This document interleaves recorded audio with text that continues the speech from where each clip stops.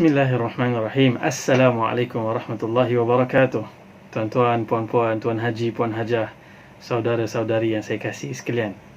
Alhamdulillah, segala puji dan syukur kepada Allah Subhanahu wa taala. Allah Subhanahu wa taala melimpahkan taufik dan rahmatnya kita dapat terus beribadah dan beramal saleh di dalam bulan Ramadan yang mulia ini. Pada siri yang lepas kita bercakap tentang pesan-pesan Nabi SAW, yang mana bila berdoa kena yakin Allah Subhanahu Wa Taala mustajabkan doa, kena yakin 100%. Tak boleh ragu-ragu, tak boleh teragak-agak, begitu tidak boleh.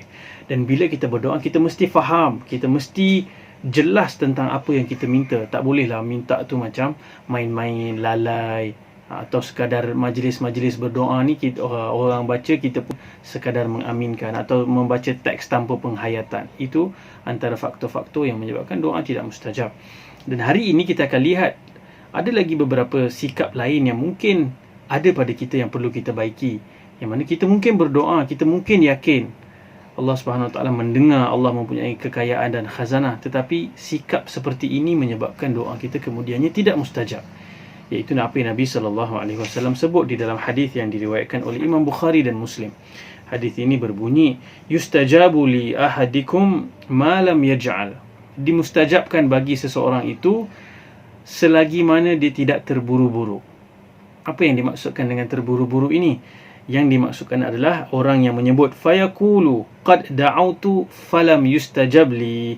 Aku dah berdoa tapi tak dimustajabkan untuk aku. Tuan-tuan, bahaya. Allahu Akbar. Kadang-kadang kita tanpa sedar kita pun tersebut atau terfikir, aku dah doa lama dah tapi tak dapat-dapat pun.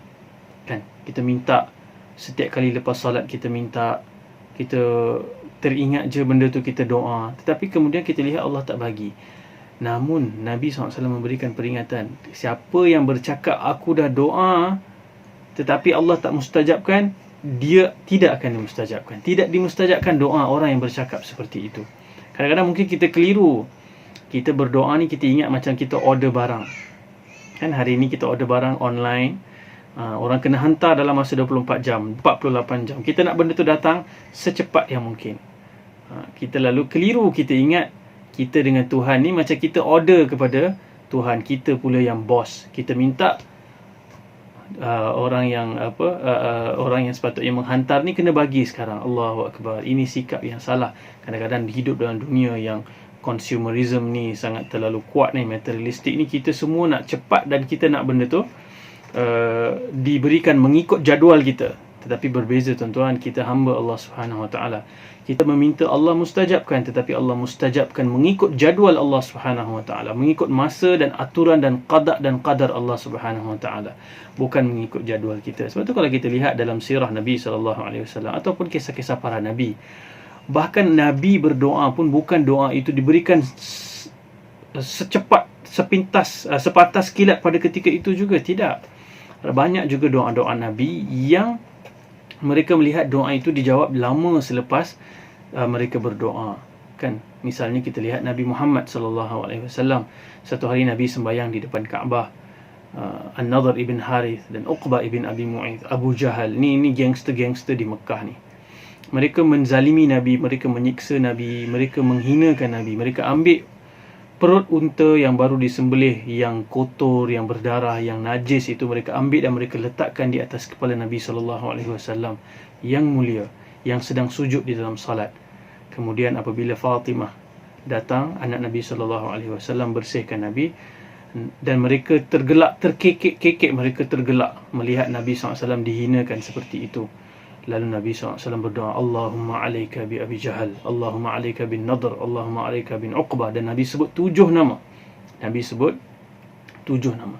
Kalau ikut perasaan marah kita, kita kata yang berdoa ini sebaik-baik manusia. Nabi yang dapat wahyu terus dari Allah, bila dia berdoa seperti ini, tentulah sepatutnya saat itu juga Abu Jahal, An-Nadhr, Uqbah, ini semua dihancurkan, dimusnahkan. Kurang hajar perangai mereka terhadap Nabi SAW. Tetapi kita lihat, tidak, bukan terus Nabi SAW mendapat jawab kepada doanya itu. Allah tangguhkan. Dan Allah menghabiskan gangster-gangster ini waktu perang Badar, yang mungkin 3 atau 4 tahun selepas doa ini diungkapkan. So ada ketikanya kita berdoa minta satu benda, kita nampak macam tak datang lagi, tak dapat lagi. Jangan gopoh, jangan terburu-buru. Percaya dengan ilmu Allah dan kebijaksanaan Allah Subhanahu Wa Taala. Allah memberikan mengikut kadar dan waktu yang tepat sebagaimana yang kita perlukan. Jadi kita yakin pada Allah Subhanahu Wa Taala, teruskan berdoa, jangan terburu-buru. Teruskan yakin dan menanti dengan sabar. InsyaAllah doa itu akan tiba. Ataupun dia mungkin jadi ditukar dalam bentuk lain. Bentuk apakah itu? Saya akan ceritakan dalam episod kita yang seterusnya, insyaAllah. Terima kasih banyak tuan-tuan. Assalamualaikum warahmatullahi wabarakatuh. Marhaban ya Ramadan, marhaban ya Ramadan, marhaban ya Ramadan, marhaban ya Ramadan. Ramadan tiba, Ramadan tiba, Ramadan tiba. Marhaban ya Ramadan, marhaban ya Ramadan, marhaban ya